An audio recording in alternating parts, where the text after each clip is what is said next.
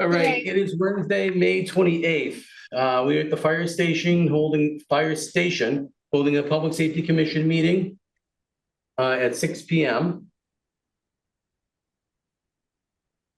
I will call the meeting to order. If anybody is recording the meeting other than the Public Safety Commission, can you please let us know now? Anybody in the room recording? Anybody on Zoom recording?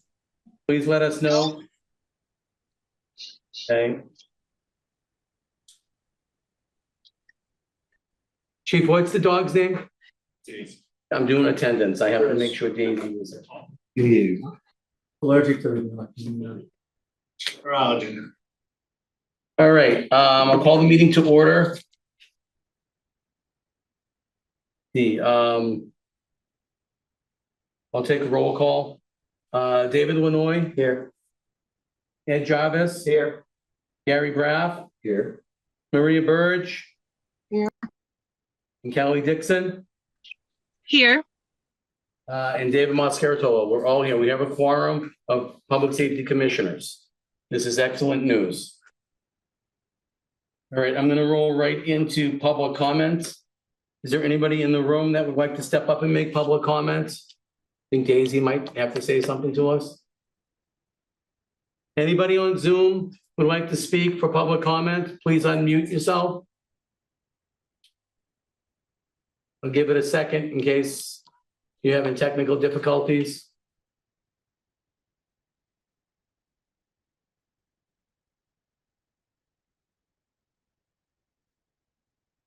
All right, I'll ask one more time. Anybody on online would like to give public comment, please let me know now.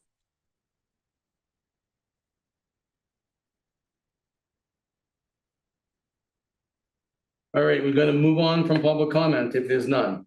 I would welcome emergency services to come up. Please make sure you introduce yourself to the folks that will watch this a month from now, if you could. It's good to see you and thank you for your printout.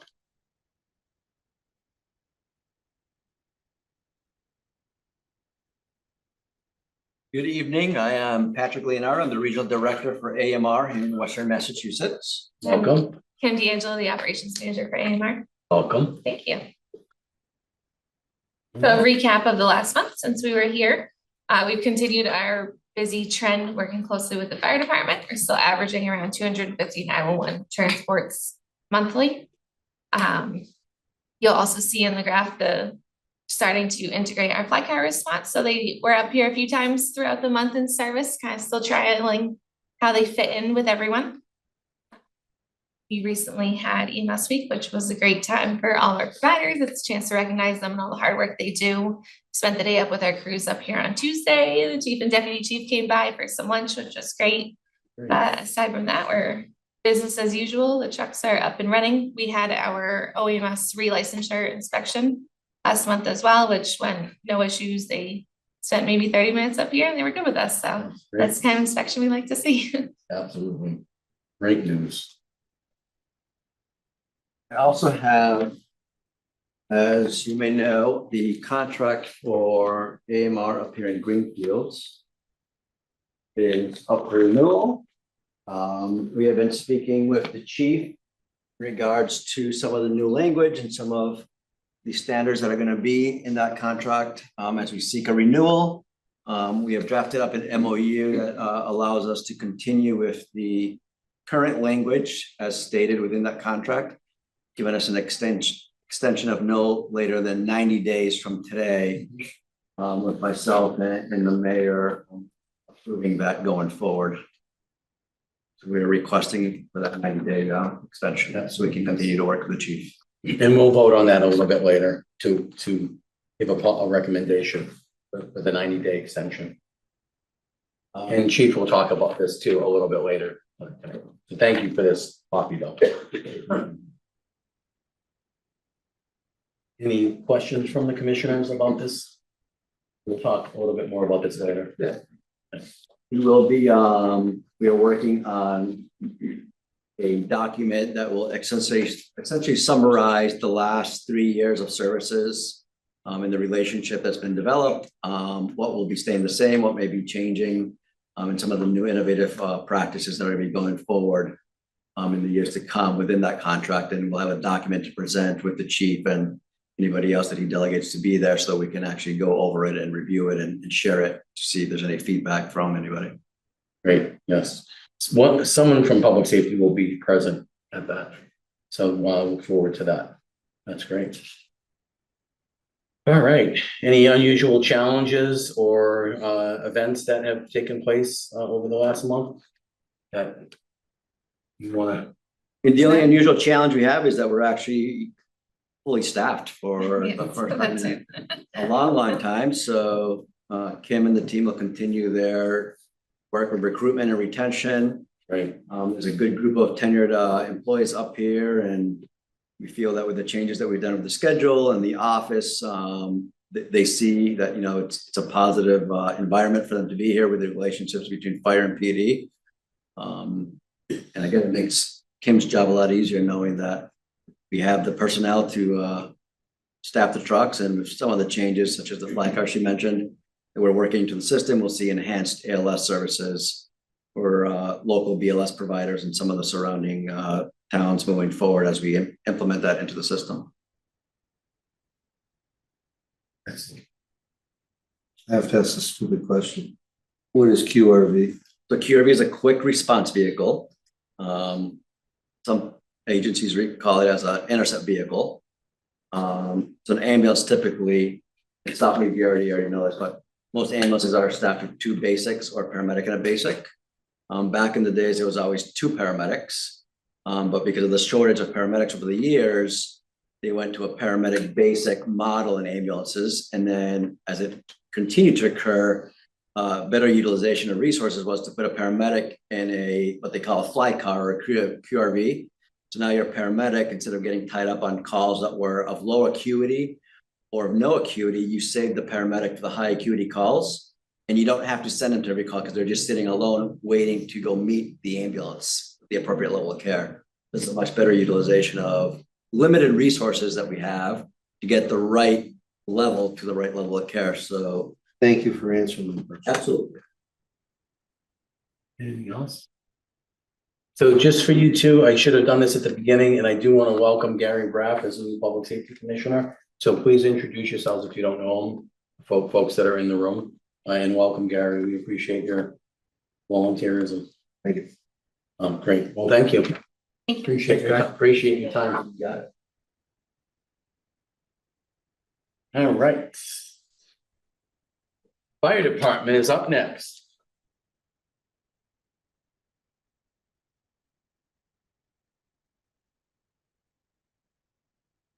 Gentlemen. They're traveling. Hello. Maria and Kelly? Can you hear us? Yes. If you have any questions for any of the folks, just blurt out and say you have a question or a comment, okay? Can you hear us okay? Yes, we can. Okay, we're moving on to fire now. Welcome. Thank you. Just introduce yourselves for the Zoomies. Sure. I'm Bob Strand. I am the fire chief and the emergency management director. And my name is Peter McIver, and I am the deputy fire chief. Thanks. And before I get into my comments, I'm actually going to turn it over to the deputy, and he's going to give you an update on our staffing, our new recruits, and our training of our new recruits, including the EMS side of it. Take it away, John. So the 2 that came before you back, I think in January, have made it through their initial phase of training for us, which we sort of took a different look at this time around with our hires and concentrated mainly on the EMS side up front, because that was our largest challenge that we faced, getting people sort of up to speed. It's really easy to send them to the fire academy and kind of get them through that process. The EMS is more in-house, so sort of streamlining that and revitalizing our program to better fit the department's need. So super successful with that. We got them cleared 2 months ahead of schedule. They've both received authorization to practice from our medical director. And they're off working on the ambulance. They are working with the groups to sort of get a little head start before they leave to the academy, and they are scheduled for the July class in Springfield. So 2 of them will take off then. Our latest hire started about a month ago and is slowly working through sort of all of our onboarding. And that's sort of new hires. How long is the academy for? 10 weeks. 10 minutes. It's Monday through Friday. Everything from how to put your gear on to hazmat, gas fires, and everything else you can think of. Excellent. Any questions for the deputy on any of this? Oh, good, good. So the deputy has applied for and received a grant for new nozzles. So we pretty much have outfitted all the apparatus with brand new solid bore nozzles. So in the fire service, everything seems to go full circle. And now our complement of in layman's term, the nozzle we're going to is a smooth bore, which means the water comes out very tight. Versus a combination nozzle where we can change it to a fog to a smooth bore. We are learning more and more through science of the changes in our philosophy of how we fight fires over the years. And this actually takes us back to the way it used to be, where we can knock down a lot of fire very quickly with just by changing the nozzles up. So the deputy did a great job and applied for the grant and received it, and they're in, and all the firefighters are being trained on them, and it's looking good. Our budget is tight, but we should make our budget this year. Next year's budget is going to be even tighter, but we're working closely to make sure that we don't, the changes that we have to make within the department are structural and not something that anybody would see from a day-to-day response or anything like that. So we have some ideas, we're making some changes, but it's I think we'll be okay. With that said, you know, the next couple of years after this year are going to be, I think are going to be challenging. So, with the loss of some federal grants, the city is, you know, I think could have some financial challenges. I'm grateful that this year, we were able to maintain our services. The mayor, worked very hard to make sure that we were, funded to the best that could be provided under the financial woes that the city has. So we are continuing operation as normal. Any questions about budget? Just the amount of the grant, just so people know how much. We've gotten a few this year. The nozzle grant specifically was just under 15,000. Yeah, so pretty good, And that was- substantial chunk of money for. 26 nozzles. So that standardized the whole fleet. Does, so the year's about to end, right? And so what's overtime look like? Gonna come in at bottom line. Overtime is what I've been saying right along, like, overtime is always a challenge for us. And, you know, like next year's budget, we asked for an increase in overtime. We didn't receive the increase in overtime. We actually got a little bit of a reduction. However, we're fully staffed, so we're hoping that that'll weigh out, but overtime's always a challenge for us. We do our best to maintain it, but it's not like it's been in previous years. Not the last year, but the years prior, we were hundreds of thousands of dollars over in overtime, where we've had to go back and ask for more money to make up. I'm fairly confident that we are gonna come in at bottom line, including the overages that we have in overtime, which is not the easiest thing in the world to do, but we working closely with City Hall and making some adjustments. And, you know, certainly these 3 new firefighters, when they get up to speed, will have an impact. But I think we're doing okay. Any questions? Comments? All right. I have 2 other items. The first one has already been presented to you. We are in the contract for ambulance services for the city of Greenfield is up. Our current contract is with AMR. They have been a great partner for the city. Because of the time frame that goes along with that, we still need to have some discussions. I've talked to the mayor about that. In those discussions, she's hoping to have somebody from her office, a representative from public safety, and my counterpart from the police department, Chief Dodge, to have conversations where we can have a look at where we are, if we're satisfied, if we need to tweak anything. One of the biggest tweaks you've already been told about is the changes with the fly car, which I'm really excited about. That provides an ALS provider in a different capacity than they have right now. And so we should see some changes with that. What we're not seeing changes is the call volume. And for whatever reason, the call volume continues to stay at pace or increase every year. I don't have an answer. We've tried doing demographics, we've tried doing some analysis, and the answer is it's busier, and I don't have a clear picture of why. You'd be down a couple calls if you could get the train to stop lighting fires. It's its way up to Bernardston. Can you show me how to work the fire hydrant in front of my house? Yeah, I'll be happy to go out there. the brush side season's over, so we're excited about that.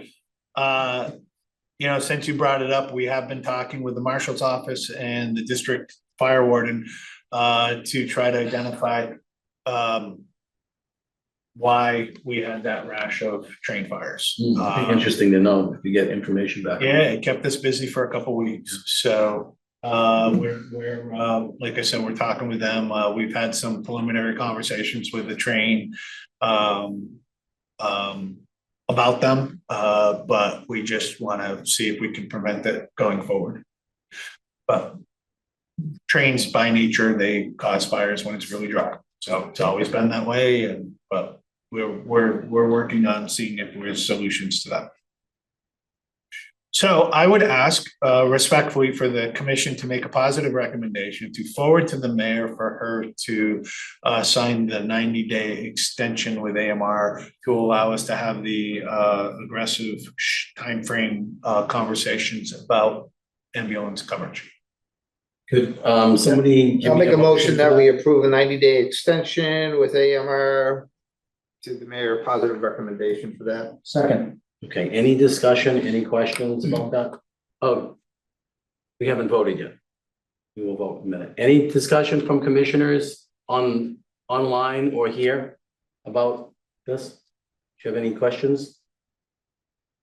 Commissioner Burge or Dixon, do you have any questions with respect to this vote? No. Can you hear us better now?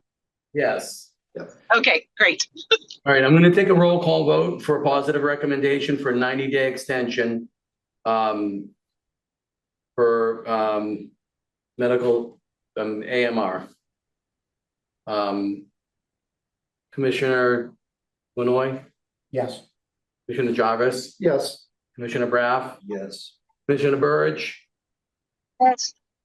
Commissioner Dixon, Yes. Commissioner Moscaritolo, yes, it's unanimous. 90-day extension to our friends. Okay, last item. I'll send it over to the mayor. Sounds good.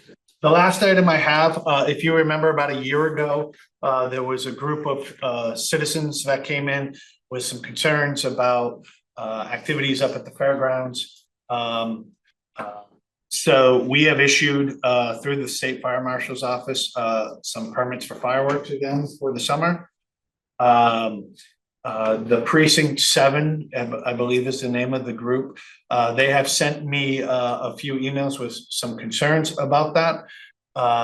So citing some health issues specifically and some other things. So we are going to be meeting with that community group, myself and the health director, If there's health concerns, that falls under the purview of the health director. But basically, the concern is the having fireworks. I will tell you publicly that we are governed by the state fire marshal's office, and although we issue the permit, it is regulated and inspected and checked by the state fire marshal's office.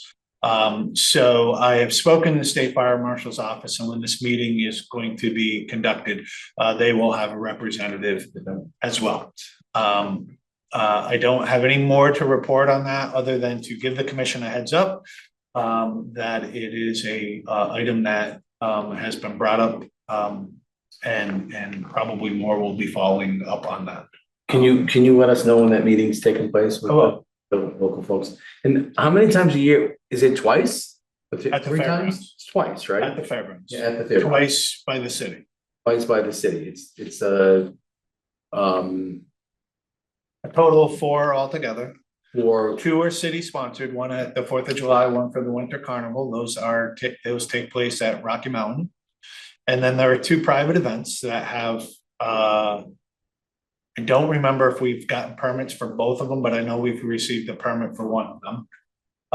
those 2 are at the fairground. So The the fairgrounds. group's only concerned about the 2 at the fairgrounds. Are they concerned about all 4? I think they're specifically it's the fairgrounds, but they have raised some health concerns that revolve around all fire. All of them, okay, that's fine. And that's why the health department is important to be at the table. Okay. Yeah, please let us know when that is. Yep. In case somebody I wants just to. wanted to attend. make you aware that there'll be some discussions Okay. about that. That's great. All right. Anything else, gentlemen? The voting, your dog is the official mascot of the fire. But why? I lose a little track of time when we go out for our walk after work, so I didn't get home in time to drop her back up, so she came with me. It's a dog friendly meeting. And cats too, if you want to bring your cat, but Yeah, it's the highlight of my day is getting home and taking the dog for a walk, so. Commissioners driving, do you have any questions for the fire department?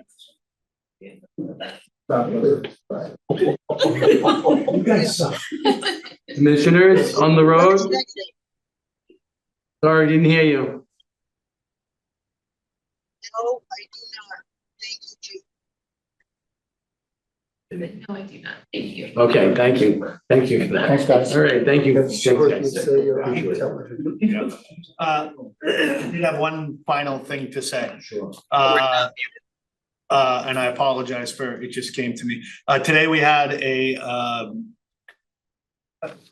serious accident on Federal Street. I just want to say from a chief standpoint, watching all the agencies collaboratively work together from the ambulance, Corey and ambulance happened to be driving that way, came up on it, AMR, our police department and our firefighters. They handle the call very well. And I just bring that up because it's the way they handle every call. And I was very impressed on how everybody came together and was able to deal with this incident. Our thoughts are with the family of the drivers that were involved. We're hoping for the best outcome for them as well. But I am proud of our emergency services, and it was on display again today. So thank you. Thank you all. Thanks, Chief. All of Thank you, you, appreciate it. All right, I would welcome dispatch. You saved the best for last. Oh, it's from the peanut gallery. And They were late. they were late too. So there. Okay, order in the meeting, order in the meeting. Just state your name for the Zoom people, please. I am Cindy Hunter. I am the dispatch supervisor for police and fire. Thank you, Cindy. First thing I would like to do is just recognize one of my dispatchers. She is a per diem dispatcher, Taylor Croto. Taylor's worked very, very hard over the last 2 years in the nursing program at JCC. And she graduated last week. So we are very, very proud of her. We certainly don't want to lose her. I know that she does have a full-time job coming up as soon as she passes her license test. But I think she'll stay with us, maybe not be able to give us as much time, but we're very excited for her and her family, so Give her the best for us. I definitely will. And I would just like to piggyback off of what the fire chief said. There was a very serious accident today. We actually happened to have 3 dispatchers in the office at the time, which was very helpful. They did a fantastic job. 2 of them are newer dispatchers, one is more seasoned. But they did a great job, and I would just agree with him that everyone involved did a fantastic job. And our thoughts go out to the injured and the involved. Where was So, the accident? it was on Federal Street near McDonald's. Life Flight was called for it, so it's pretty serious. Let's see, so call volume for April, we had 3,469 calls entered, IMC, that's not significantly from last month. 911 calls into and out of our 911 system, we had around 2,000 calls in and out. Our per diems last month didn't give us as much as they normally do. We only had 4 shifts covered by our per diems. One happened to be in college and with our nursing program. One had just come back to us, so she, but for this month, we're on track for about 130 hours from the per diem, so we're happy about that. Unfortunately, we did lose our trainee that you would have met last month at the meeting, Nick Gordon. He asked to put his training on a hold. We were only a couple weeks into it, so we weren't that far into it. He has taken a temporary job in his field of training, or his field from college. So we definitely wish him the best, and he may come back to us at some point after he's established himself in his new job. We'll have to consider that. In addition to the per diems covering the hours they covered, I covered 40 hours on the desk, so I'm trying to cover more hours to save on the, not only on the overtime, but the shifts that the other dispatchers are having. Don't to tell cover. us that. You know how we feel about it. I know you do. Yeah, it's been a busy month. Again, we had some pretty serious calls, and I'm very proud of all of the dispatchers and how they come together and they work together very well. The only other things I wanted to talk about is that we are almost at the end of the fiscal year. So next fiscal year, there are a couple of grants we'll be applying for. One is our normal training grant, which covers our state required training for the year. And the other is something called EMD. We have been talking about that. It's emergency medical dispatching. Basically, it's a structured way of handling a medical call. You take the call initially, and there are what I would call introductory questions. The answers they give to those questions shoot you to the issue of the call, whether it's a stroke, a heart attack, childbirth, that sort of thing. When you determine what the call reason is, it gives you, again, another structured set of questions to ask, which can then lead to life-saving instructions such as CPR, having a child. We've talked about it at length with Chief Strahan. It's something that he's very behind. I've also talked with Chief Dodge about it as well. I think it would be prudent for us to pursue it. The major reason for that is our customer service to our callers. It would expedite getting help to them, knowing what the exact cause of the medicals are. So what I have prepared is just a brief description of what the EMD program is for all of you. I've also given you a copy of the guidelines for our 2 grants that we'll be applying for. So you can see those as well. You're gonna read all these verbatim, page by page before the. Exactly. Okay. There are 2 copies for the other 2. Okay, thank you. It's a bit of an expensive undertaking, but the grant should cover most, if not all, of the cost of that. Will these be for all the dispatchers It would be for all the dispatchers. and the per diems too? The per diems as well, Okay. yes. So we require all of us to be CPR certified. And then there is I think it's a 2-day class now. It used to be a 3-day class. And then you are certified to EMD. It's definitely something we have to talk to our union about because it's a change in work conditions. So it'd be something we have to negotiate, but I'm hopeful that will move forward. How could it not be helped? For sure. Anything that betters our service to our customers and our callers is a good thing. That's really all I have. Unless you all have any questions. Everything's going good in your new area? Everything is going well, yeah. I would like to give kudos to Lieutenant Haskins again, just because he's been a great mentor in this process. And Chief Dodge and Deputy Chief Green as well. Yes. It's only been, it's almost 2 years, not quite 2 years. It'll be 2 years next year that I've been doing this, and they've all three of them have been a great source of information. So I appreciate that. Any questions, commissioners? Comments? None. Online? Oh, sorry, Commissioner. Is a protocol? In other words, is the EMD is a protocol? Yes, Okay, so it'll be training protocol and Yes. standards. absolutely. Commissioner Burge, Dixon, any comments or questions for dispatch?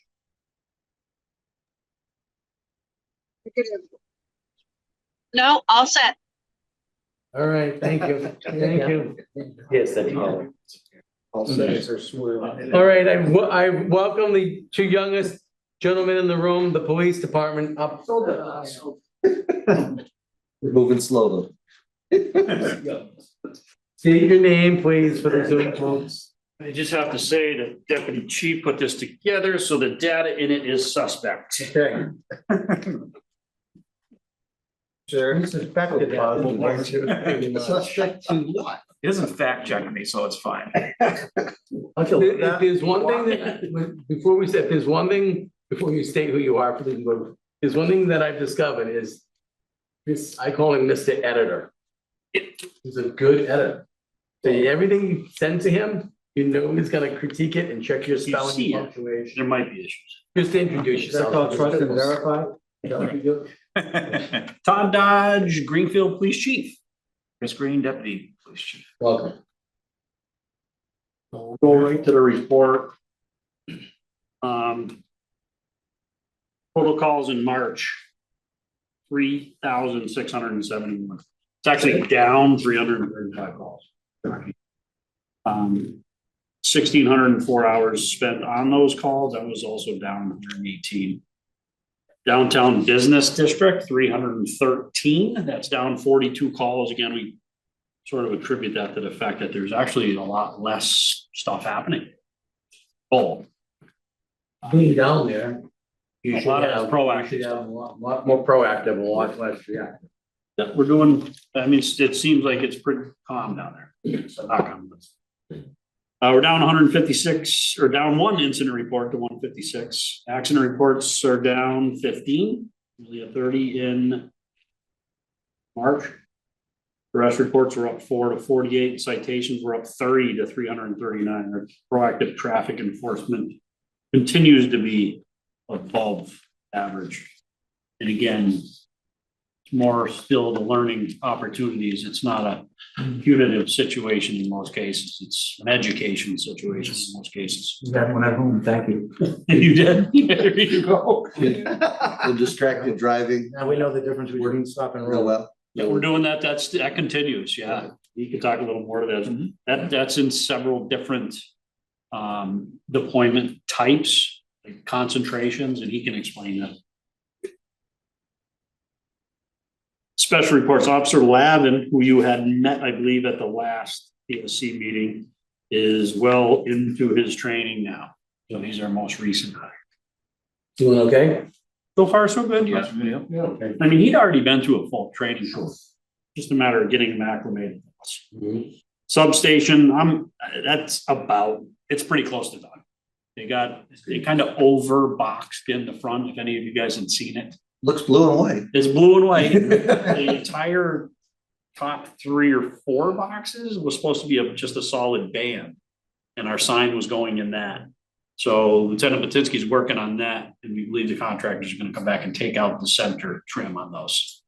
So that we have a spot to put a sign, but it's very close to done. Shortest, longest project in the history. It really is, smallest building ever.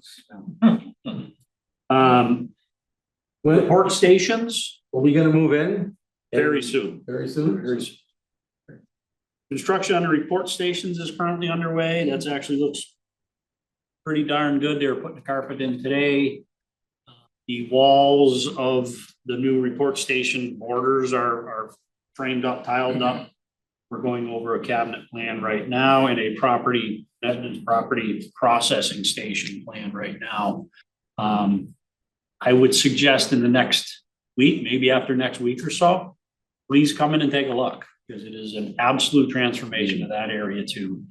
And they deserve that more than anything. Absolutely. That building had been the same aesthetically and falling apart for the last 27 years. So 198, they started moving.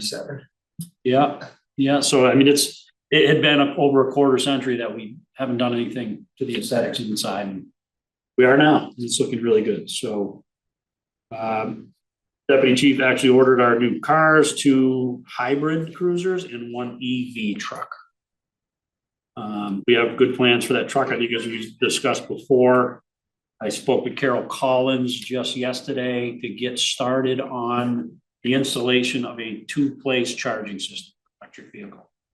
I anticipate we'll use one side for the truck and one side for what we may combine as a parking enforcement, port administrator, electric car. Small sedan, something small that he goes back and forth to port. Parking enforcement only needs it part-time. So that would be the 2 places in that charge we're kicking up. I did want to mention a couple of the calls. I can let the deputy chief talk more to it, but I did want to note the Elm Street home invasion call. And from my perspective, with that particular call, I echo what Chief Strand said. What I'm seeing certainly recently, it's happened for a long time, but in the most recent calls, it's extremely evident as how well our agencies are gelling together. I would argue it's like never before, and they're saying it themselves, which is magic to hear. Commissioner Mascaratola was there. He helped, getting water and coffees and stuff for the crews, but we had various agencies in there and they work together. You would think these individuals worked together for 30 years. Not a hiccup, even in the slightest. The same thing happened today with the significant accident on Federal Street. There was another mission that we can talk maybe a little bit to that unfolded over the last day. And again, these individuals just continue to gel harmoniously. It's amazing to watch them work because they just know what each other is doing. Plain and simple. So you can talk about those if you like. The Elm Street? Yeah, You that's have questions our- about the team, correct? I think it would be nice if you just give us a brief description of what the team does, how it was formed. I know that you run the team, it'd be nice for the public to know that we have this team and, not major details, but just a brief, How the team came about was a little over 10 years ago. We decided to partner with the sheriff's office. So they picked 6 people. We had 6 people. We tried out, we did all the standards to get on the team. And we formed this 12-person team between the agencies. We then expanded it out to all the surrounding communities to have, for any officers to try out for the team. And slowly over the past 10 years, we're up to, what do we got? Probably 32 members on the team now. So what's the team name, official name? Franklin County Special Response Team. Originally, we were just basically a tactical team with 12 members. Expanded it out to include tactical med, which incorporated the fire department. That was, that was their kind of. This is how we're growing now, and working together better. So we had members of South County, we had Greenfield Fire, we had Montague Fire, all tactical med trained up on the team. Then we decided to go one step further and have crisis negotiators. Now we started out with, I believe, 2. Now we have 8, which is two teams, which is great. You can burn up people fast, and I'll call it anyway. But they go through the FBI training, and every year they go to in service for that discipline. On top of that, we have our operators who they train twice a month. We have 19 operators right now. And it's basic SWAT school, refresher and SWAT schools, you know, Civic Academy, or we all subscribe to the National Tactical Officers Association stuff. So we train through them, either through webinars or through, you know, actual on-site training. That's where I went. You know, I went out to down as far as Florida for command school training for the NTOA. And now we have a drone team. Wrote during my time, wrote grants for, we wanted a drone because that's, you know, why send bodies and when we could send, you know, equipment in, you know, for different situations. Now we have 2 drones where we've used them on the Elm Street call quite a bit. And we also used them today for a call out we had over in Turner's Falls area. So now we have additional drone team members that are integrating into our team. So it's, I don't know, it's just like, we have the amount of agencies that are getting involved now, like, you know, say Athol, Charlemont, all the surrounding, there's buying into the team and it just keeps growing. You know, we have interest in Northfield that wants to send a member or 2 to try out for the team because there is a process. You know, you just don't just show up and say, I'm here. There's a buy-in, there's a cost on the department to outfit the people, but there's also, we put them through a testing phase, both physically, mentally, and there's other, you know, other criteria anyway, before they can even step foot on the playing field, so to speak. So any comments or questions? Yeah, you weren't the first one there. I was going through there when it was on. You called me. I called you. I was actually, the 2 Greenfield cruisers showed up just as I was already like committed and I was like, hey, I'm just going to the gym. Let me through here. I'm going through. You talking about Elm Street or? Yeah, Elm Street. So- Just as it was on Bolden, it Yeah, was so like, just a brief, so disabled person lives in the house that was broken into by a person masked with a firearm, according to that person. The homeowner was able to fight the person off, get in his chair and get outside and make a call and get us there. Great, that's awesome. We got there super fast, so we actually pinned the suspect in the house. No way for that person to get out. So we have our victim on the outside, and all we have is a solo actor inside that may be armed, or according to the thing, armed with a handgun inside. And at that point, it's just pin them in, get our resources there, and you know, it's time. Give them all the opportunities in the world to, you know, to come out peacefully and handle it. It took about 6.5 hours before we were able to go up. He made it from the basement up into the crawl space in the attic and hid under like 18 inches of insulation. So there's a million other things that this guy did in the meantime, but yeah, we were able to get him out. It was super hot that day. Attic insulation, hiding under there for hours, you know, it was miserable. We were able to extract him through the ceiling. One of our guys stepped through the ceiling and they used that as the portal to get him right to the team that was downstairs. So they handled him right through because you're talking operator with all its kit, you know, in at a crawl space, which you're hunched over and you have shields and you have all the equipment in the world up there to try to figure out what this guy's doing underneath the insulation. But they were able to bring him down, and their first instinct wasn't to, you know, hey, let's put him in cuffs and whatever. They wanted to get him to the ambulance as fast as they could, you know, and get him treatment. So that's great. He's still alive today. No one got hurt during the incident. Some minor damage to the structure, you know, some stuff we did, but I think the poor guy just had his house fixed. He had a structure fire there a couple of years ago. yeah. Yeah. Yes. But it was a whole team event. You can attest to it. We had every agency and just about every member there, and it took all our equipment and resources to work the problem out. Yeah, the first trooper was showing up just as I got to the other end by hauling out. I just kept on hauling it out of there. Yep. We used the reverse 911 to let people know in the surrounding area. We sent officers door to door to it was during, obviously it's during the week, so kids go to school. So if they needed to get out, we had officers escorting them to, to evacuate and sit in the safest way possible. And Yeah, well, Facebook. it's right there. Facebook. Facebook. We went on Facebook as well as Elm Street. That was on Facebook, and then as well as Federal Street was on Facebook to indicate there could have been a blockage, traffic should Yep, detour around. So it worked well. And Sergeant Cloutier does that. And she's on the money with those Facebook posts.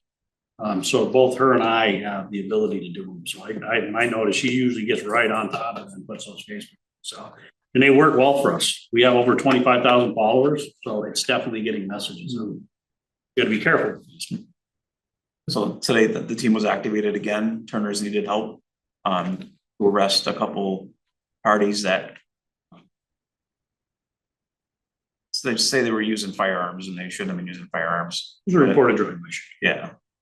So I can't get into it much because there's a lot going on right now with that, but I can tell you that the team was activated today. They did the clear, no injuries, suspects were not home. And I think it should go on, but again, we had our operators, we had the drones, we had the CNTs, we had the medics, it's the whole, it's serious business, there's no playing games in this. So when the team is dispatched, is it who's available? Because I'm assuming some of the folks are off, right?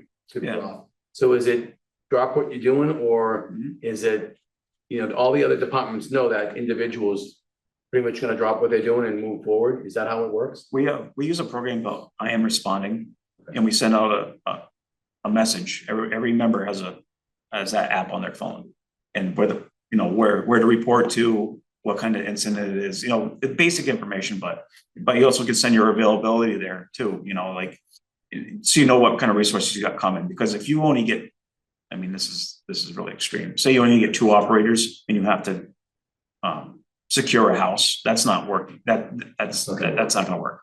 But the thing is, we train periodically with like the Berkshire County Special Response Team and the Hampden County. So if we need bodies and vice versa, we can call in more resources, because we all subscribe to the same principles of, when it comes to our plans, our ops plans.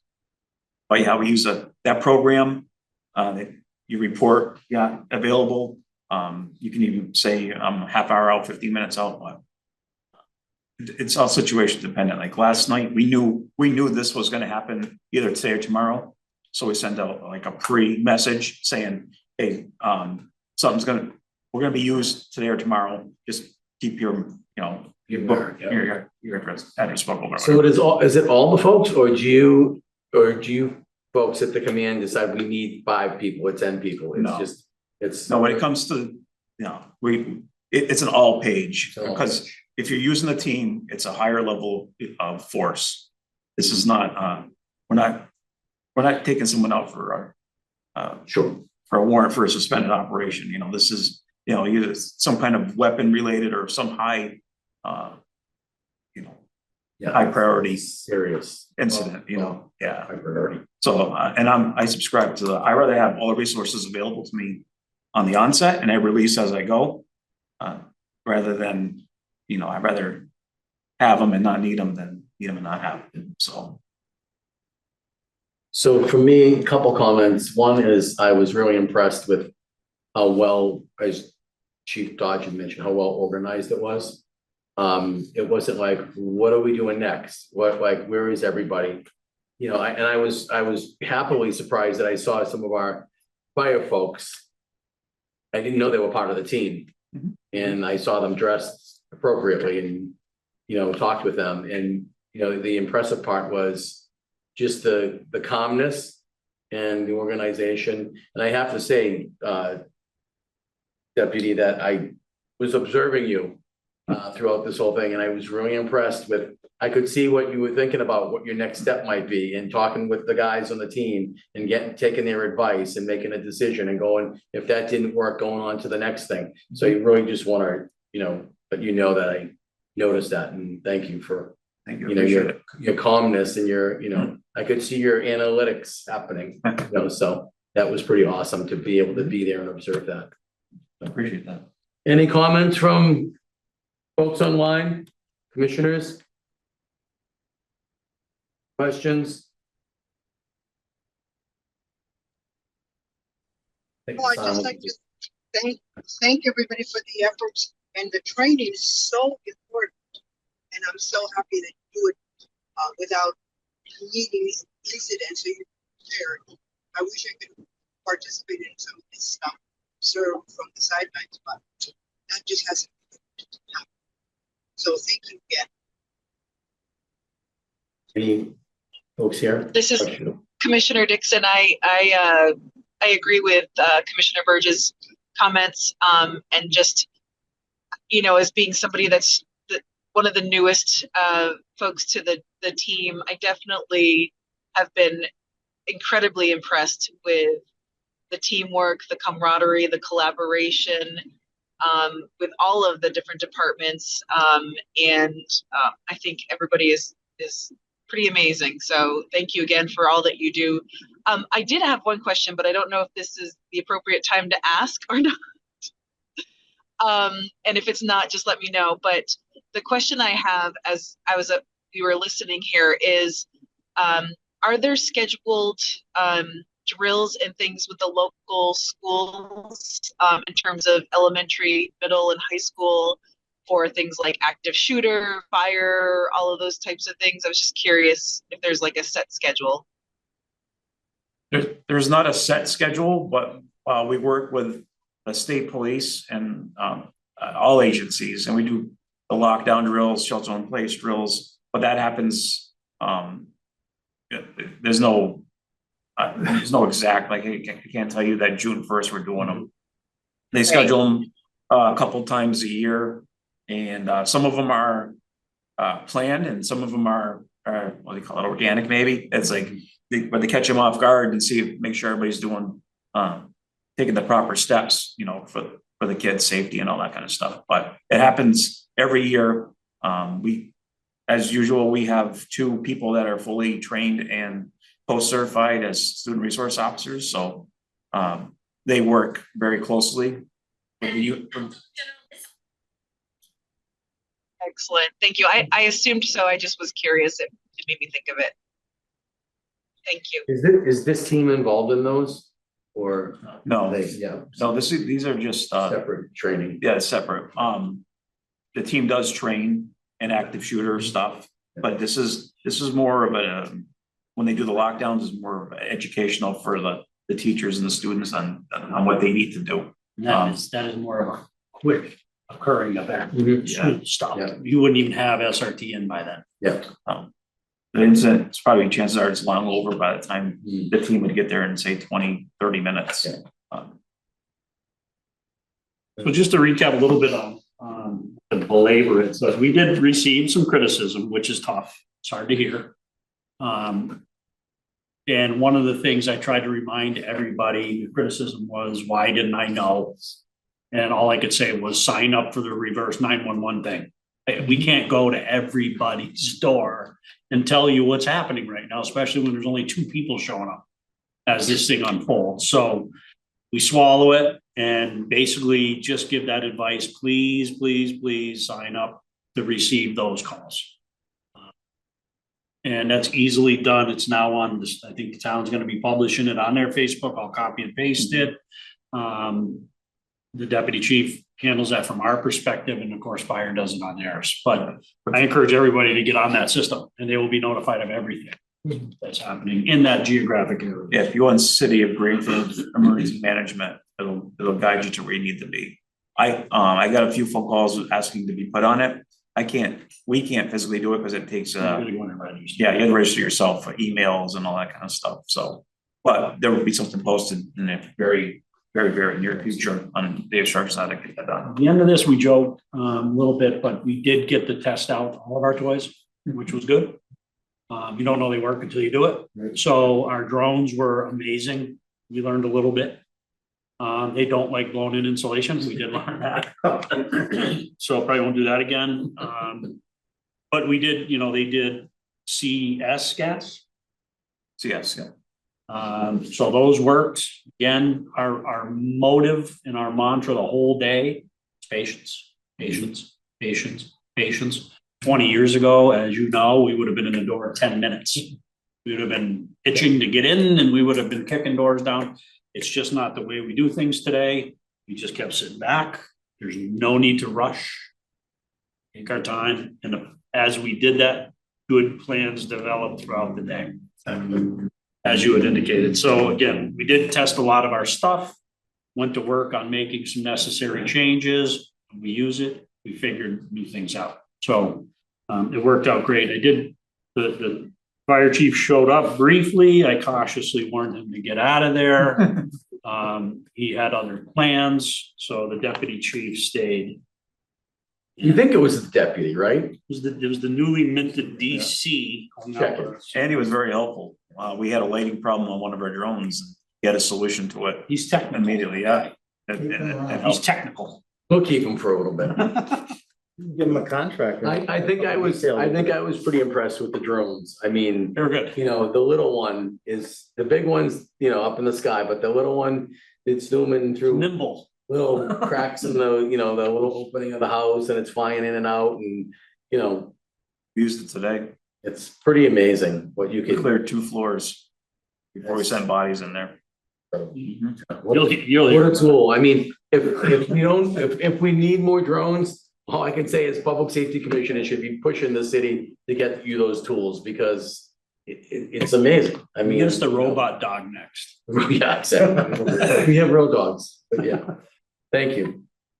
So again, budget, We don't budget. happy to say at least, you know, the budgets went through.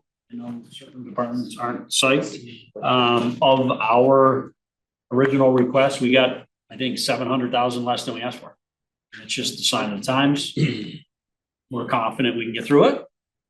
300 of that was cruisers, so that was a big chunk. But the vast majority of just about every expense line that we have was cut. So there's no question the mayor is trimming the fat, and we're gonna have to try to figure that out. So DC knows our mind right now is to keep our eyes peeled for grants. Grants are gonna be our friend in these coming years, so if any of you see them, please let us know. We don't see all of them. We are on a lot of different mail lists that send them. The deputy chief currently is working on a burn grant right now, which actually it would do good stuff for us, but more so the city. He's actually looking to put up cameras throughout more of the downtown area. So it's adding to a currently existing infrastructure that we just don't have anything with right now. So that grant would allow that to happen. And again, we can all sit at our desk and see what's happening with these things. We're finishing up the year, right? How's the OT situation? Our OT is good, real good. We were just talking, so we go over all the time. It looks like we're gonna cross the finish line about even. Not gonna be a heck of a lot extra. But taking into account the fact that we had some pretty significant buybacks throughout this year, that was surprised that we made it here. Yeah. But again, we went without for a while. We've never staffed our last position until just recently. Finally have that buddy. Summer in training, we'll have one going into the academy. Actually, we'll have to introduce them somewhere, right? Or Patrick didn't come here, right? Not yet. Dispatch probably. So we do have one Stealing one of my currently. dispatchers. I'm stealing a dispatcher. Yes. He will be attending the next Holyoke Academy. So, and you know, it's good because he can work right up to it. We have him, he's working dispatch. He knows our software systems, he knows our people, he knows the jargon. He actually was in a sheriff's department, was actually a sergeant in one of the jails out east already. So he's got some law enforcement background. I think he was a good pick when we did the interview process. He yeah. scored well. Good, well, he's reliable, he's there. Reliable. We know his history. Yep. So, Yep. yeah. But again, budget, no, we're pretty good. Looking at it, we were looking at it today, as the days pass, we're getting more and more with a fine tooth comb microscope, taking a look at that. But it looks like we're gonna be okay. Co-response, numbers stayed relatively constant on that, even though we're down two for the most part, right? You got one single responder right now. And they had 31, so basically more than one a day. For one a day in March, they did 20 in person, 11 virtuals. They had no hospitalizations, 4 section 12s, 4 ED diversions, which I say all the time is the point. No officers were injured, and in those calls, there was one person charged. So the one co-responder that's active, is it daytime or not? What are they She does rotating or? she does usually a split between day eve. She does. Yeah, she'll work like 11 A to 7 P. Yeah. But sometimes she does 3 to 11. She's there during the busy time, you know. Okay. That'll change once we get the new responder on. Yeah. And we have somebody in mind for? Yeah, I can't remember her name right now, but yeah, she's already been interviewed. Cap, starts with a C. They're all Catherine. Christina, maybe? Yeah. Christina. She's finishing her master's degree. Yeah. Which I imagine she's done now. And then she'll have been interviewed by us, and we'll start her full-time role coming in June at some point. And then by that, maybe August, Caitlin will be back after her baby leave. And so we'll have 2.5, because Caitlin's a boss, so she has other responsibilities, but we'll still have Catherine and Good information. Anything else? No, we're just hoping to finish up some projects and back waiting for our additional cruisers to be delivered. That's right. It'll take about 6 months. Bad, crew. Oh, yeah. Just let us We're know. way behind. Yeah. at least we got a good build, what do you call it, layout, Yeah. you know? Yep. It took some work, but we got to the numbers we needed to be at. Yeah, no. It wasn't easy. I mean, outfit a car now, just for everybody's edification, it's over $100,000 per car. I mean, you're talking now, one of our radios now is about $12,000 for radio. That number goes out when you get a $60,000 car, it turns into 100 in about 5 minutes. Yeah, absolutely. Again, we went so long without a new car, 5 years, that there's no chance any of the stuff in the old cars can go into the new ones. It's not gonna happen. They're all new redesigned cars, so. Land cruisers every year ultimately cost. Yeah, we're in bad shape. But again, we appreciate the town helping. The mayor's definitely been helpful. The city council did vote in favor of these 3. So we're forever grateful, but at that point in time, we have 5 of 12. So understand 7 of them are still more than 5 years old and growing. So it's not a good recipe. By the way I see it, it should be 3 a year. You should keep getting 3 a year. But again, we went through a bad phase, and I'm confident we're fixing that, but that is their office. That car means everything. If you are in distress, they need a car to get to you. It's plain and simple, and they have everything they need to help you in that car. So to not supply a police department with cruisers is negligent. We gotta have. Thank you, you're right. Absolutely.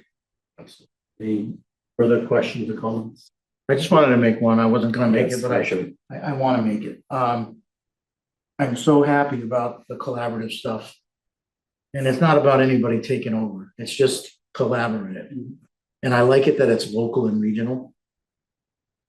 I did read a criticism. And I would never not validate a citizen. So if that citizen's out there, I will validate what I read, which was concerned with paramilitary. So I just want to say that, I'm dedicated in the classroom to teaching non-paramilitary side of this. But I want the citizens to know that when you're out there in a situation like that, it's tactile and it's paramilitary because that's the safest approach. And the other thing that I want to say about, again, not invalidating a citizen's feelings or concern. We are civilian agents. We're not the army. You're not the army. It's not a military operation. It is a civil authority in a democracy with a mayor, with an oversight commission, and we all communicate with each other. So I just gotta put that out there because I'm hearing from my chair what's happening. And I immediately get in tune with that. And I was in the system long enough to understand that when I had an insurrection in the facility as superintendent, it had to be a paramilitary operation. And nobody got hurt. And nobody got injured. And medical aid was rendered appropriately. And that's exactly what you did. And so for anybody that feels jittery about that, I understand. But I just wanna put it out there that the world of public safety has many facets. Empathy is there, co-response is there, paramilitary is necessary. And, you prove that. I drive around, I'm a citizen. Stopping and educating when you could be generating revenue. Those are all methods that add up together to make people feel safe in their community and not picked on. So, I know I'm promoting policing, but I am promoting policing because you hit it right on the head. 10 years ago, 20 years ago, when we started, cell extractions were not pretty.